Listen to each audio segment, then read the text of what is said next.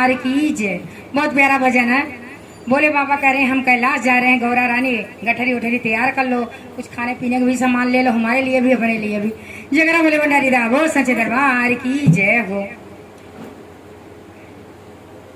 गठरिया बांधा ये गौरा, गठरिया बांधा गौरा, भोले बाबा चले कैलाश गठरिया बांधा हे गौरा, भोले बाबा चले कैलाश गठरिया बांधा हे गौरा, भोले बाबा चले कैलाश गठरिया बांधा हे गौरा।